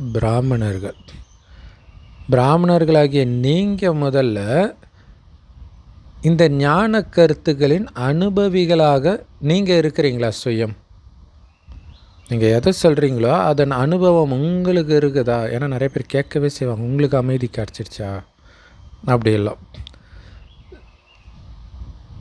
இல்லையா? உங்களுக்கு அனுபவம் இருந்தால் தானே மற்றவர்களுக்கு அந்த அனுபவத்தை ஏற்படுத்த முடியும். ஒவ்வொரு சக்தியின் அனுபவமும் செஞ்சுருக்கிறீங்களா? ஒவ்வொரு குணத்தையும் அனுபவம் செஞ்சுருக்கிறீங்களா? இல்லை, அந்த சக்தியை பயன்படுத்துறதுக்கான சூழ்நிலை கண்டிப்பாக வந்திருக்கும். ஆனால் நீங்கள் பயன்படுத்தினா தான் அதோடைய அனுபவம் உங்களுக்கு தெரியும். அதேமாதிரி ஒவ்வொரு குணத்தையும் வெளிப்படுத்தக்கூடிய சூழ்நிலை வந்துக்கிட்டே இருக்கும். அதை வெளிப்படுத்தினா அந்த அனுபவம் இருக்கும். அதேமாரி ஆன்மீக ஸ்திதியின் அனுபவம் செஞ்சிங்களா? அந்த ஆன்மீக மனநிலை எல்லாத்துலேருந்தும் விடுபட்டு அப்படி லேசாக இருக்கக்கூடிய அந்த மனநிலை அனுபவம் செஞ்சிங்களா அப்படின்னு பாபா உங்களை கேட்குறாரு. முதல்ல உங்களுக்கே அனுபவமாகாத ஒன்று எப்படி மற்றவர்களுக்கு நீங்கள் அனுபவம் செய்ய வைக்க முடியும்? பரமாத்மாவுடைய அன்பில் மூழ்கின அனுபவம் செஞ்சீங்களா? ஏன்னா ஞானத்தை எல்லாரும் புரிஞ்சுக்கிட்டீங்க, அதில் எல்லோரும் பாஸ். அதனால் ஞானம் நிறைந்தவர்களாக ஆகிட்டீங்க. அதில் நீங்கள் நல்லா இருக்கிறீங்கன்னு பாபாவும் உங்களை புகழ தான் செய்கிறார். ஞான கதிர்வேலா அப்படின்னு சொல்லுவாங்க இல்லையா? ஸோ ஞானம் ஓகே. ஆத்மானா என்ன, பரமாத்மா யார், நாடகம் என்ன, இந்த ஞானத்தை எல்லாம் புரிஞ்சுக்கிட்டீங்க. ஆனால் ஆன்மீக பலம் வந்துடுச்சா? எப்போ தேவைப்படுதோ அப்போ அந்த பலம் பிரயோகம் பண்ண முடியுதா? எவ்வளவு நேரம் வேணும்னாலும் அந்த பலத்தில் நிரம்பி இருக்க முடியுதா? எந்த பிரச்சனையின் போது எந்த ஆன்மீக சக்தி தேவையோ அந்த நேரம் அந்த பிரச்சனையில் அந்த ஆன்மீக சக்தி பலம் அனுபவம் ஆகணும். இல்லாட்டினா இவ்வளவும் தெரிஞ்சுக்கிட்டே என்ன பிரயோஜனம் இல்லையா? ஸோ பரமாத்ம சக்தியின் அனுபவம் ஆகணும். அப்படி ஏற்படுதா? ஸோ ஆன்மீக பலம், பரமாத்மா அன்பு, பரமாத்மா சக்தி, இதெல்லாம் நீங்கள் எந்த நேரம் விரும்பினாலும், எவ்வளவு நேரம் விரும்பினாலும், எப்படியெல்லாம் அனுபவம் செய்ய விரும்புகிறீங்களோ அப்படி உங்களால் அனுபவம் செய்ய முடியுதா? அல்லது சில நேரங்களில் அப்படி ஒரே மாதிரி வர மாட்டேங்குதா? அனுபவம் ஆக மாட்டேங்குதா? ஆத்மான்னு நினைக்கிறீங்க, ஆனால் அடிக்கடி தேக உணர்வு வருது அப்படின்னா அந்த அனுபவம் காரியத்துக்கு பயன்படலையே. இல்லை, எப்போ வேணாலும் வர்ற அளவுக்கு நீங்கள் அனுபவத்திலே மூழ்கியவர்களாக இருக்கணும். நம்ம பேரே அனுபவி மூர்த்தி. ஒவ்வொரு பாடத்திலையும் அனுபவி மூர்த்தியாக இருக்கணும். ஒவ்வொரு சக்தியிலும் அனுபவி மூர்த்தியாக இருக்கணும். ஏன்னா சொர்க்கத்துக்கு குணத்தை தான் நம்ம எடுத்துகிட்டு போக போகிறோம், இந்த அனுபவத்தை தான் எடுத்துகிட்டு போக போகிறோம். ஸோ ஒவ்வொரு பாடத்திலும் ஒவ்வொரு சக்தியிலும் அனுபவி மூர்த்தியாக இருக்கிறீங்களா? அதனால் இன்னும் உங்களுக்குள்ள அந்த அனுபவத்தை அதிகரிக்க செய்யுங்க. அதுக்கு கவனம் கொடுக்கணும். அனுபவமே இல்லை கொஞ்சம் கூடன்னு யாருமே சொல்ல முடியாது. ஆனால் அப்பப்போ தான் இருக்குது, எப்பவும் இருக்க மாட்டேங்குது. ஸோ அதனால் பாப்தாதா அப்பப்போ இருக்குதுன்றதை கேட்க விரும்பலை, எப்பவும் இருக்குதுன்னு தான் கேட்க விரும்புகிறேன். ஏதோ ஒன்று நடந்துடுது, எப்போதாவது ஆயிடுது மாயா, அப்படி இருக்கக்கூடாது இல்லையா? சம்டைம்ஸ் அப்படி ஆயிடுது, சம்திங் நடந்துடுது, இப்படி சம்டைம்ஸ் சம்திங்ன்ற வார்த்தை வரக்கூடாதுன்றார். ஏன்னா உங்கள் எல்லாருடைய லட்சியம் என்ன ஆகணும்னு உங்களுடைய லட்சியம்? பாபாவுக்கு சமமாகணும் தானே லட்சியம். பாபா எப்பயாவது கோபப்படுறாரா? அதை வச்சு தான் நம்ம அடித்து சொல்கிறோம், கோபப்படுற மாதிரி கடவுளை சித்தரிக்கிற எந்த கதையும் உண்மை கிடையாது அப்படின்னு, அது எந்த மதத்துலேயுமே. ஏன்னா கடவுளுடைய குணம் அது கிடையாதுன்னு நமக்கு தெரியும். ஸோ எல்லாரும் பாபாவுக்கு சமமாகணுன்றது தான் என்னுடைய லட்சியம்னு ஒரே பதில் தானே சொல்கிறீங்க. அப்போ பாபா எப்போவுமே சம்டைம் நான் அப்படி நடந்துக்கிறேன், சம்திங் நடந்துடுது அப்படிலாம் பாபா இல்லையே எப்பயுமே. இன்றைக்கி ஒன்று நாளைக்கு ஒன்று மாற்றி மாற்றி பேசுகிறதுக்கு நான் ஒன்றும் மனிதர்கள் கிடையாதுன்ட்டு அல்லாஹ் சொல்கிறதாக குரான்லேயே இருக்கும் இல்லையா? நேரத்துக்கு ஏற்ற மாதிரி கிடையாது, பாபா எப்பயுமே ஒரே மாதிரி தான். பிரம்மா பாபா சதா ராஜயுக்தாக, யுக்தியுக்தாக, யோகயுக்தாகத்தான் நடந்தார் இல்லையா? யோகம் இல்லாமல் ஸ்ரீமத்தை மீறி அப்படிலாம் ஒருபோதும் நடந்தது கிடையாது. ஒவ்வொரு சக்தியிலும் எப்பவும் நிரம்பி இருந்தார், எப்போதாவது நிரம்பி இருந்தார் கிடையாது. என்ன அனுபவம் ஏற்படுதோ அது சதா காலத்துக்கும் இருக்கணும், அதுதான் பாபாவுக்கு சமமானதுன்னு சொல்ல முடியும். ஸோ சதாகாலம் எப்போதாவது கிடையாது. அதனால் சுயம் நீங்கள் அனுபவி மூர்த்தியாகி ஒவ்வொரு விஷயத்துலேயும், ஒவ்வொரு பாடத்துலேயும் அனுபவி, ஞான சொரூபத்தில் அனுபவியாக இருக்கணும், யோக யுக்தியாக இருக்கிறதுல அனுபவியாக இருக்கணும், தாரணை சொரூபத்தில் அனுபவியாக இருக்கணும். இது எல்லாமே உங்களுக்கு அனுபவம் ஆகணும். தாரணை சொரூபமாக இருக்கிறதுனா என்ன? யோக யுக்தம், யோகத்திலே மூழ்கி இருக்கிற தாரணை, அனைத்து தெய்வீக குணங்களும் தாரணை செய்த ரூபம். அந்த தெய்வீக குணங்கள் தான் அங்கே அலங்காரமாக தேவதைகளுக்கு கோயிலில் காட்டப்பட்டிருக்குது. சொர்க்கத்திலையும் அந்த குணங்கள் தான் அங்கே அலங்காரத்தை பெற்றும் தருகிறது. ஸோ தாரணை சொரூபத்தில் அனுபவியாக இருக்கிறீங்களா? ஆல்ரவுண்டு சேவை, மனசால், வார்த்தையால், செயலால், சம்பந்தம் தொடர்புனால், ஸோ அனைத்து சேவையிலும் அனுபவியாக இருக்கணும். அப்போ தான் நீங்கள் மதிப்போடு தேர்ச்சி பெறுபவர், பாஸ் வித் ஆனர் ஆக முடியும். ஸோ என்ன ஆக விரும்புகிறீங்க? சும்மா பாஸ் ஆக விரும்புகிறீங்களா அல்லது மதிப்போட பாஸ் வித் ஆனர் ஆக விரும்புகிறீங்களா? தேர்ச்சி பெற விரும்புகிறவங்க லேட்டாக கூட வருவாங்க. நீங்கள் டூ லேட் ஆகிறதுக்கு முன்னாடியே வந்துட்டீங்க. ஸோ புதியவர்களும் வந்திருக்கிறாங்க. ஆனால் டூ லேட் பலகை மாட்டப்படலை, பட் லேட்டுன்ற பலகை மாற்றியாச்சு. 2006 முரளி இது, 20 வருஷம் முன்னாடியே லேட்டு போட்டாச்சு. ஸோ இன்னும் டூ லேட்டு தான் மாற்றப்படலை, அதுவும் சீக்கிரமாக வந்துடும். ஸோ அதனால் புதியவர்களாகவே இருந்தாலும் கூட உங்களாலேயும் பாஸ் வித் ஆனர் ஆக முடியும். அதுக்கு நீங்கள் பண்ண வேண்டியது தீவிர முயற்சி, சாதாரண முயற்சி கிடையாது. அப்படி தீவிர முயற்சி செஞ்சு உங்களாலேயும் முன்னாடி போக முடியும். ஏன்னா இன்னும் நம்பர்லாம் வெளியாகலை இல்லையா? 8 ஆயிடுச்சு, 108 ரெடி ஆயிடுச்சு, அதெல்லாம் சும்மா கதை. 2 நம்பர் மட்டும்தான் வெளியாகி இருக்குது. இல்லை தனியாக இவங்க இந்த ரேங்க்லாம் சொல்ல மாட்டார். ஜானகி தாதி கடைசி வரையும் கேட்டாங்க, எனக்கு என்ன பதவி கிடைக்கும் பாபான்னு. அதெல்லாம் பாபா ஒருபோதும் சொல்ல மாட்டார். அம்மா பாபா மட்டும்தான் அவர் ரிவீல் பண்ணார், அதுக்கப்புறம் யாரும் ரிவீல் பண்ண மாட்டார்.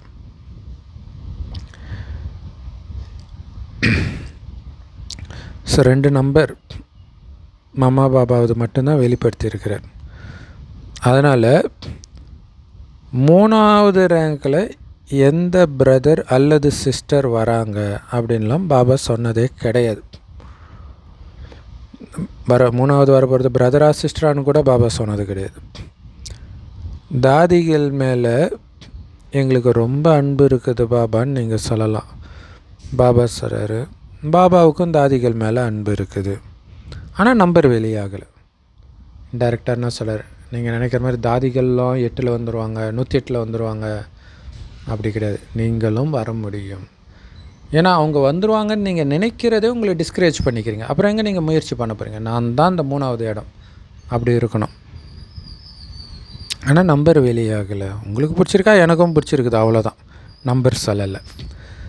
அதனால் தாதி மட்டும் இல்லை, நீங்கள் கூட மிக மிக செல்லமான பகவானால் தேடி கண்டெடுக்கப்பட்ட குழந்தைங்க தான். அதனால் எவ்வளோ உயரத்துக்கு பறக்க விரும்புகிறீங்களோ பாருங்கள்.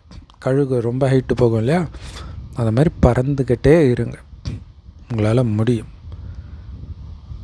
ஏன்னா ஒரு சின்ன குழந்தைய அவருடைய தந்தை விரல் கொடுத்து வழி நடத்துவார். அதிகப்படியான அன்பு செலுத்துவார் குழந்தையாக இருக்கும்போது. வளர்ந்த பிறகு விரல் கொடுத்தெல்லாம் நடக்க வைக்க மாட்டார். ஏன்னா அவங்க நடந்துக்க தெரியும். அந்த மாதிரி புதுசாக வர குழந்தைங்களுக்கு பெரிய ப்ளஸ் பாயிண்ட் என்னென்னா, பாபா விரல் கொடுத்து கை பிடிச்சி அழைச்சிட்டு போவார். கடக்குன்னு அவர் கூட வேகமாக ஓடி போயிடணும் இல்லையா? ஸோ அதனால் பாபா சொல்கிறார், அதனால தான் சொல்கிறார் உங்களால் ஈடுகட்ட முடியும். ஏன்னா பாபா கையை பிடிச்சிட்டு, அது நமக்கு எல்லாருக்குமே தெரியும். பாபா குழந்தையான புதுசில் கரெக்டாக அமிர்த வேலைக்கு எழுப்பி விடுறதுலேருந்து நிறைய விஷயங்கள் பண்ணிக்கிட்டே இருப்பார், ஹெல்ப் பண்ணிக்கிட்டே இருப்பார். ஸோ அதனால் புதுசாக வந்தால் நம்மளால் முடியாதுன்னு நினைக்காதீங்க. பொன்னான வாய்ப்பு உங்களுக்கும் இருக்குது. ஆனால் கண்டிப்பாக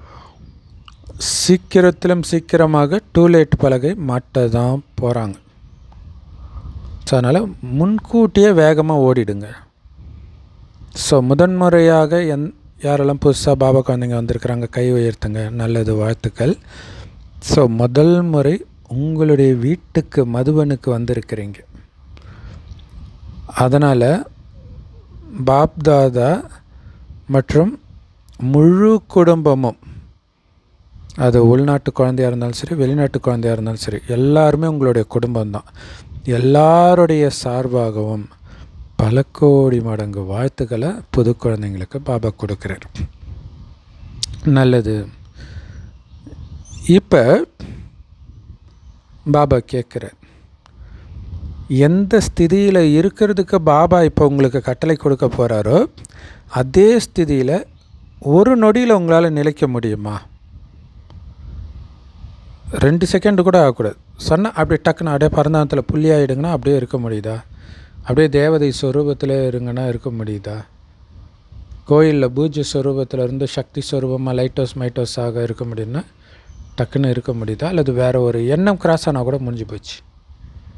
அந்தளவுக்கு மைண்டை கிளியராக வச்சுக்கணுன்னு பாபா அதுக்கு தான் சொல்கிறார்.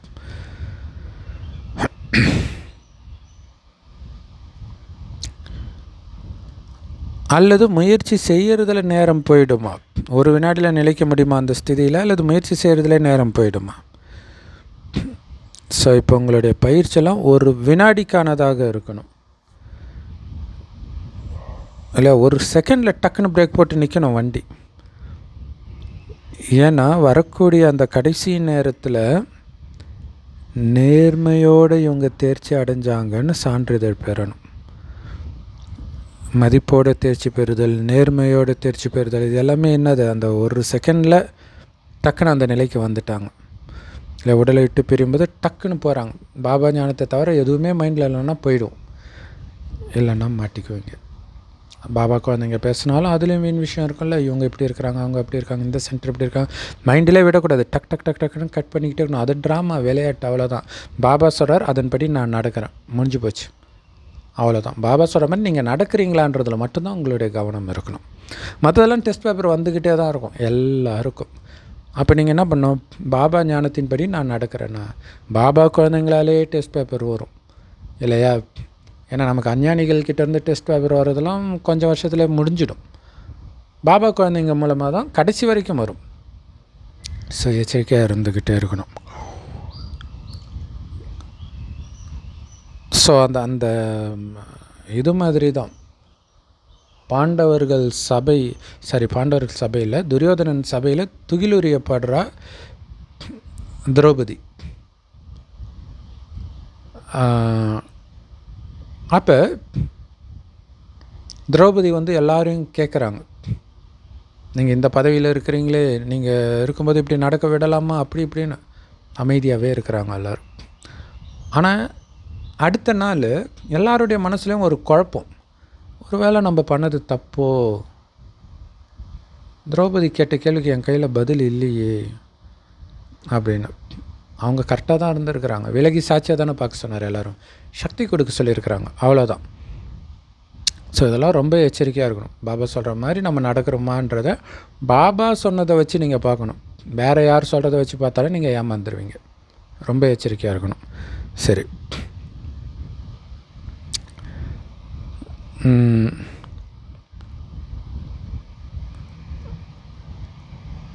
ஏன்னா மதிப்போடு தேர்ச்சி பெற்றார்கள்.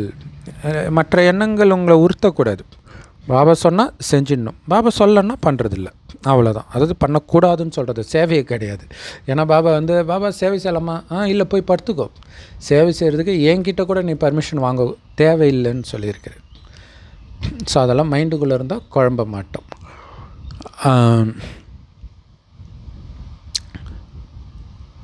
அப்படி இல்லைன்னா கடைசி நேரத்தில் என்ன ஆகும், ஐயோ சேவையே பண்ணல, இல்லை அவங்க தானே சேவை பண்ணுறது ஸ்ரீமத்தே கிடையாதுன்னாங்கன்னா பாபா சொல்கிறேன், நான் தினம் முரளியில் சொல்கிறேன், அதுவும் மைண்டுக்குள்ளே ஏன்னு கேட்பார். அதான் டெஸ்ட் பேப்பர். சரி, வரக்கூடிய கடைசி நேரத்தில் நேர்மையோடு தேர்ச்சி பெறணும் இல்லை, முதல்ல உங்களுக்கு நீங்களே திருப்தியாக இருக்கணும். ஒரு சர்டிஃபிகேட் இருக்குல்லையா, அது முக்கியம். அதற்கான பயிற்சி இப்போத்துலேருந்தே நீங்கள் பண்ணணும். வினாடியில் எங்கே போக விரும்புகிறீங்களோ, அதாவது உங்கள் மனம் எங்கே போக விரும்புதோ, எந்த ஸ்திதியில் இருக்க விரும்புகிறீங்களோ அந்த ஸ்திதியில் அப்படியே நிலச்சிடணும். அப்படியே கல்லாயிடுவாங்களே டக்குன்னு, அந்த மாதிரி நிலச்சிடணும். மைண்ட் அங்கேயே இருக்கணும். ஸோ அதனால் எவர் ரெடி ஆகணும், ரெடியாகி இருக்கிறீங்க. ஆனால் எவர் ரெடி ஆகிட்டீங்களா? இப்போ ஒரு வினாடியில் புருஷோத்தம சங்கமேகத்துடைய சிரேஷ்ட பிராமணன் நான் அப்படிங்கிற ஸ்திதியில் நிலைச்சிடுங்க. டக்குன்னு உயர்ந்த பிராமணன், ஏன்னா உயர்ந்த குணம் கொண்டவன், நிலைச்சிடுங்க. அடுத்தது, நான் ஃபரிஸ்தா ஸ்வரூபத்தில் இருக்கிறேன், டபுள் லைட்டாக இருக்கிறேன் அப்படின்னு நிலச்சிடுங்க. ஃபரிஸ்தாவை சூக்ஷ்மதனத்தில் எதை பற்றிய சிந்தனை இல்லாமல் லேசாக இருக்கிறேன், சக்திகளை மட்டும் கொடுத்துட்ருக்குறோம், வேறு எந்த எண்ணமும் கிடையாது. அடுத்தது, விஸ்வ கல்யாணக்காரியாகி மனதின் மூலம் நாலாபுரத்திலையும் சக்தியின் கிரணங்கள் கொடுக்கிற அனுபவம் செய்யுங்கள் அப்படின்னு ஒரு இதாக சொல்கிறார், ஒரு ப்ராக்டிஸாக. அது மொத்தமாக சேர்த்து கூட ஒரு ப்ராக்டிஸாகவும் பண்ணலாம் இல்லையா? ஃபரிஸ்தாவாக இருந்தாலும் பிராமணன் தானே இல்லையா? அப்போ உலகத்துக்கே நன்மை செய்பவன் நான் அப்படின்னு மனதினால் சக்திகளின் கிரணங்களை எல்லோருக்கும் கொடுத்துக்கிட்டே இருங்க, லைட்டோஸ் மைட்டோஸாக. இப்படி ஒரு வினாடியில் நிலைக்க முடியுமா? முழு நாளும் இதே நிலையில் நிலைச்சி இருக்க முடியுமா? ஒரு வினாடியில் டக்குன்னு வரணும், முழு நாளும் அப்படியே இருக்கணும். இதுக்கான அனுபவம் செஞ்சுக்கிட்டே இருங்க. நாள் ஃபுல்லாக ஒர்க் செய்யும்போது டக்குன்னு இடையிடையில் இந்த பயிற்சி பண்ணிக்கிட்டே இருங்க. ஏன் தெரியுமா? பாபா சொல்கிறார் எச்சரிக்கை. ஏன்னா திடீர்னு எது வேணாலும் நடக்கும். உடலை விட்டு பிரியும் போது பெரிய அதிர்ச்சி ஆகிடக்கூடாது, அதுக்கு தான் ப்ராக்டிஸு இல்லையா? எது வேணாலும் நடக்கும். ப்ராக்டிஸ் பண்ணாதவங்களுக்கு அது பிரச்சனை ஆகிடும், அதிக நேரம்லாம் கிடைக்காது. ஸோ இந்த விஷயத்தில் தான் சென்டரில் இருக்கிறவங்க மற்றவங்களுக்கு கம்பேர் பண்ணும்போது ஈஸியாக போயிடுவாங்க. ஏன்னா சென்டரில் இருக்கிறவங்களுக்கும் டெஸ்ட் பேப்பர் வரும், குடும்பத்தில் இருக்கிறவங்களுக்கும் டெஸ்ட் பேப்பர் வரும். சென்டரில் வரவங்களுக்கு அதிக டெஸ்ட் பேப்பர் வரும். அதுவும் அவங்களுக்கு நல்லது. ஏற்கனவே அவங்களுக்கு பற்று இருக்காது இல்லையா, குடும்பத்தில் இருக்கிற மாதிரி பற்று இருக்காது. அப்படியே இருந்தாலும் அந்த அடிக்கிற அடியில் அதுவும் வெறுத்து போயிடுவாங்க. ஸோ டக்குன்னு போயிடுவாங்க, போகிறதுக்கான வாய்ப்பு அதிகம். அதே மீறி அவங்க மாட்டிக்கிட்டாங்கன்னா அது ஒன்றும் சொல்ல முடியாது. பட் குடும்பத்தில் இருக்கிறவங்க என்ன தான் பிரச்சனை வந்தாலும் ஒரு பற்று கணவன் மேலே, மனைவி மேலே, குழந்தை மேலே இருக்கும். அதுவும் நம்மளை நம்பியே அவங்க இருக்கிறாங்கன்னும் போது பிரச்சனை இன்னும் அதிகமாகிடும். அங்கே கூட அப்படி கிடையாது. சென்டரில் யாரை நம்பியும் கிடையாது. அதனால் அவங்க நிம்மதியாக போயிடுவாங்க. ஆக்சுவலாக ஒரு நியூஸில் அமெரிக்காவில் இல்லை, இந்தியாவிலே, நான் மும்பையில்னு நினைக்கிறேன், ரயில்வே ஸ்டேஷனில் பிடிக்கிறாங்க ஒரு பொண்ணு. நல்லா ட்ரெஸ் பண்ணியிருக்கிறாங்க. ஏன் பிடிக்கிறாங்கன்னா டிக்கெட்டு இல்லாமல் ட்ராவல் பண்ணியிருக்கிறாங்க பிள்ளைருக்கு. அந்த பொண்ணு அப்படி கத்துறாங்க, நான் ஒரு எமர்ஜென்சியாக போயிட்டுருக்கிறேன், என் குழந்த ஸ்கூல்லையோ ஆஸ்பத்திரிலையோ ஏதோ அங்கே போகணுன்னு துடிக்கிறாங்க.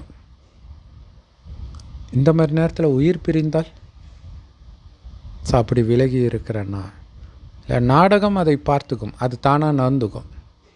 இல்லை எத்தனை பேர் இறந்துட்டாங்க, யாருக்காவது ஏதாவது ஆச்சா? நாடகத்தில் என்ன பதிவாயிருக்கோ அது நடக்க தான் போகுது. அது அவங்களுடைய கர்ம கணக்கும் அடங்கி இருக்குது. அது நம்ம ஒன்றும் பண்ண முடியாது. அவங்க கர்ம கணக்கின் பலனை கொடுக்க நீங்கள் போகிறீங்க, அவ்வளோதான். பலன் தீர்ந்துருச்சுன்னா உங்களால் போக முடியாமல் கூட போயிடலாம். ஸோ இதை புரிஞ்சுக்கணும். ஸோ அதுக்கு தான் அந்த கதை பாபா சொல்லுவார் இல்லையா, 2 இளவரசி சாப்பிடும்போது ராஜா அப்பா கேட்குறாரு, யார் சாப்பாட்டு சாப்பிட்றீங்க? அக்கா சொல்கிறாங்க, உங்கள் சாப்பாடு தான்ப்பா சாப்பிட்றோம். தங்கச்சி சொல்கிறாங்க, என்னோடய சாப்பாடு தான் சாப்பிட்றேன். உடனே நீ போ, வீட்டை விட்டு துரத்திடுறாரு. காட்டுக்கு போகிறாங்க. ஒரு இளவரசன் பார்த்து பிடிச்சி போய் கல்யாணம் பண்ணிடுறாரு. அதுக்கப்புறம் இந்த அப்பாவை வேறு ராஜா அந்த நாட்டை பிடிச்சி அவர் காட்டில் அலையிறார். ஸோ அப்போ இளவரசி அவங்க இருக்கிற இடத்துக்கு, 2வது பொண்ணு இருக்கிற இடத்துக்கு வந்துடுறாரு. அங்கே அவங்க பொண்ணு சாப்பாடு போடும்போது, இது யாரோட சாப்பாடுப்பா? உன் சாப்பாடு தான்ப்பா. இல்லைப்பா, இது இப்போ உங்கள் சாப்பாடு தான். ஸோ அப்போ அந்த கணக்கு அந்த எண்ணத்தில் இருக்கும்போது கணக்கு கிடையாது, நம்மளுதுன்னு நினைக்கும்போது தான் கணக்கு. சரி,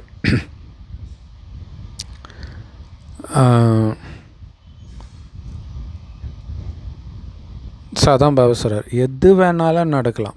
குடும்பத்தில் பிரச்சனையிலேருந்து, பூகம்பத்திலேருந்து எது வேணாலும் நடக்கலாம்.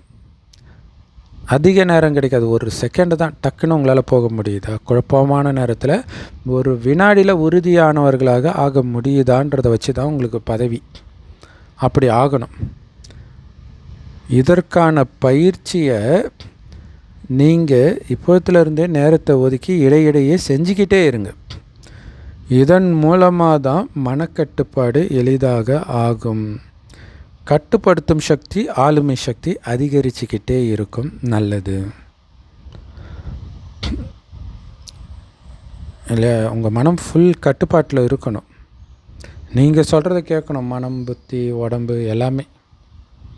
அதை அதிகரிக்கணும்னா டக்குன்னு பாபாட்ட இருக்கணும். அது என்ன ஒர்க்காக இருக்கட்டும், என்ன வேணாலும் இருக்கட்டும், எவ்வளோ அவசர வேலையாக இருக்கட்டும், இந்த நேரம் டக்குன்னு என்னால் பாபா நினைக்க முடியுதா?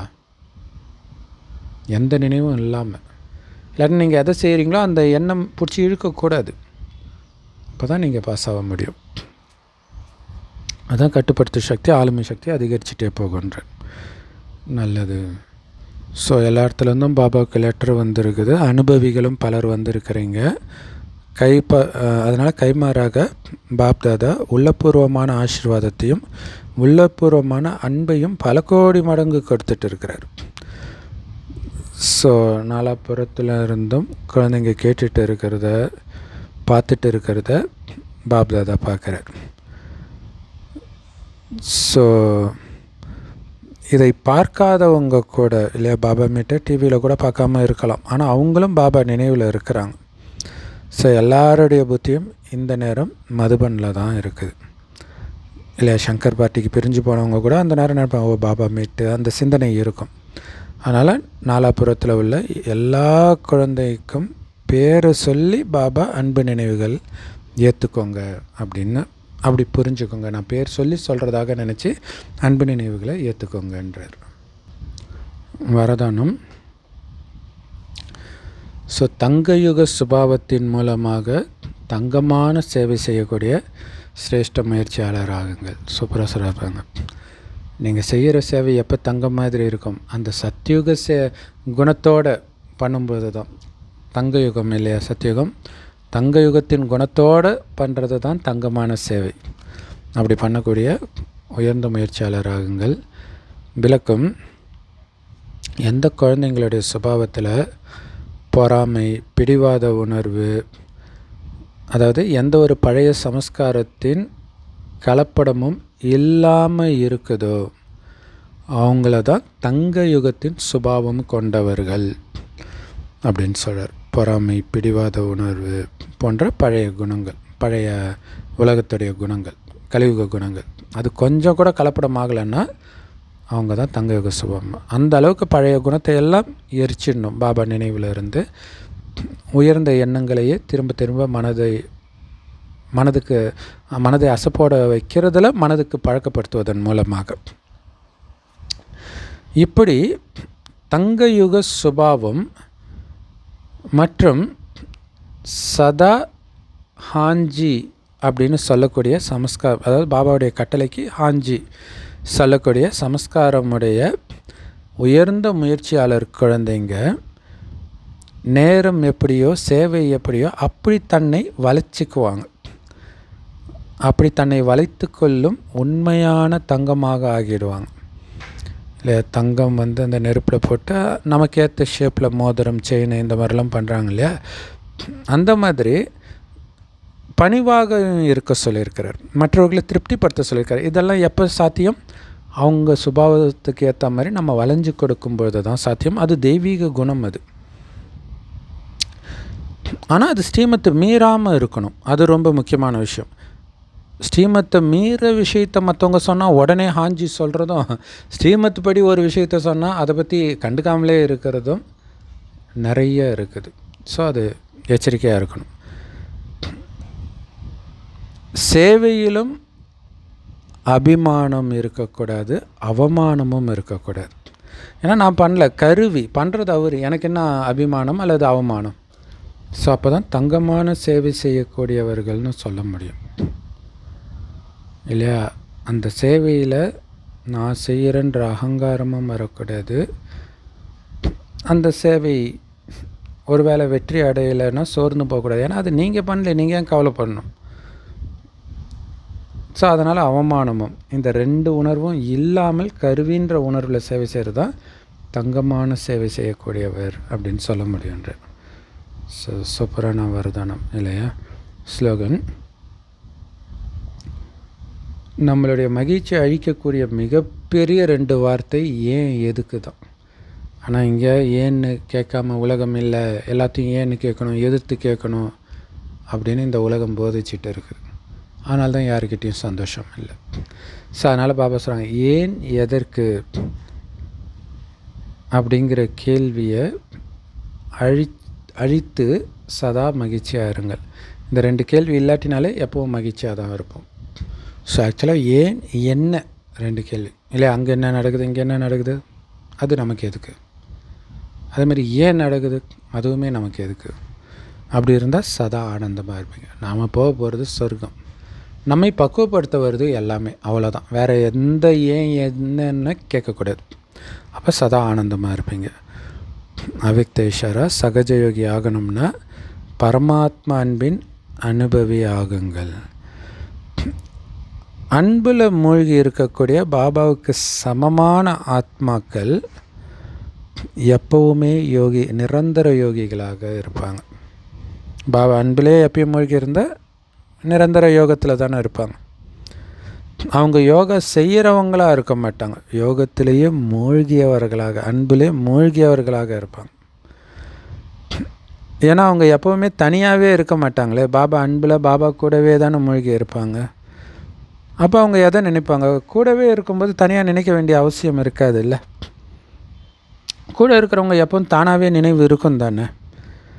எங்கே துணை இருக்குமோ அங்கே நினைவு தானாகவே இருக்கும். எனக்கு துணையாக அவர் கூடவே இருக்கிறாருப்பா, என் வாழ்க்கை ரதத்தையே அவர் தான் செலுத்துகிறார். அங்கே கிருஷ்ணர் செலுத்துகிறார்ல அர்ஜுனனுடைய ரதத்தை மகாபாரத யுத்தத்தில். அந்த மாதிரி அவரை கேட்டு கேட்டு தான் எல்லாம் பண்ணிகிட்டு இருக்கணும் போது அவர்கிட்ட தானே நினைவே இருக்கும். அப்போ பாபாவுடைய அன்பில், பாபாவுடைய துணையிலே எப்பயும் இருக்கணும். அதான் பாபா நினைவுன்ற குடைநிழலு கீழே இருங்கன்றார். அதனால் பாபாவுக்கு சமமான ஆத்மாக்களுடைய ஸ்திதி எப்பவும் கூடவே இருப்பாங்க, மூழ்கியே இருப்பாங்க. அதனால் பாபாவுக்கு சமமாகவே அவர்களுடைய ஸ்திதியும் மனநிலையும் இருக்கும். செம பவர்ஃபுல் முரளி. நிறைய விஷயங்கள் இருக்குது. Love you Bap Dada. Thank you Bap Dada. குஷியாக இருங்க, குளிர்ச்சியாக இருங்க.